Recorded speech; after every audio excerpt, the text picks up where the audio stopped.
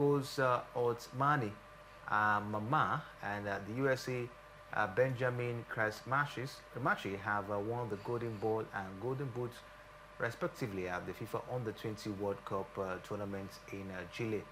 This comes following the conclusion of the tournament in the early hours of Monday. 2 goals from winger Yasin Zambiri in the first half ensured Morocco defeated Argentina 2-0 at Estadio Nacional Julio Martinez Brandanus to lift the trophy.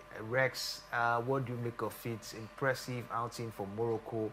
You know, in this one, I tell you, was such an impressive. I didn't see this coming.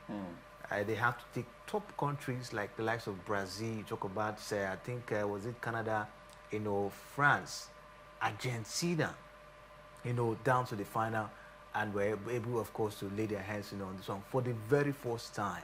What do you make of football in Morocco? I think football is evolving rapidly in Morocco, starting from the big boys, the Moroccan national team, down to the junior level. We've seen a great level of improvement, and most of the players out there, I took time to look at their profile because I was wondering where these players coming from. You see that some of them are players from Mamelodi, some of them from Wada Casablanca, some of them from they just the youth team, some of them coming up, and some of them have even started playing for the senior boys, but just camo appearances and all that. So I think that it shows that the football in Morocco is really improving rapidly. They have a youth system which is fetching them results, and they are also doing well at the international stage, making sure that they represent Africa so well. I think they've done well, so I have to say congratulations to them. And we also hope that Nigeria emulates from them also. You know, before we even talk about Nigeria emulating Morocco at this point in time, Morocco last time were in the semi-final of the 2022, I think, World Cup in Qatar.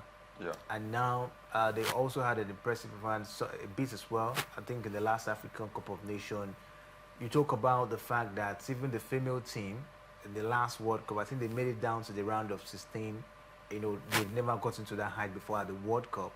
And now the Under-20 team, they have won the Under-20 World Cup for the very first time. With this movement, do you see Morocco winning the World Cup anytime soon? It's possible. An African nation has not won the World Cup before. Yeah. But Morocco, they've been doing so. They did well in the last World Cup. They did so well. And I won't be surprised if they take it further. You know, maybe, and who knows? They were even the first team that qualified for the World Cup in Africa. Yeah. I think they won all their matches. Run. No draws. They won all. I think they even did they conceive? I'm not even sure. It was whether Tunisia didn't conceive or one of them didn't conceive. I think they did very well. 100% record performance. So they are showing that African football is no more a child's play, and the World Cup is also a bigger stage to see how far they can progress. I'll just wish them the best.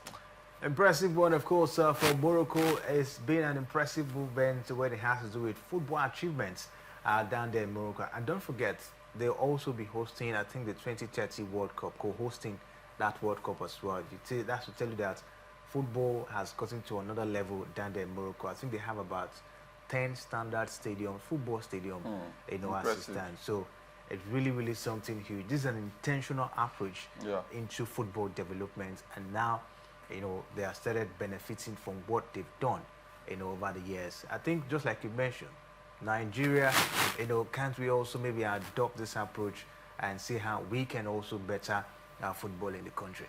Leadership, you know, you have people who have been embezzling money, and at the end of the day, they are not using the money to do the right thing.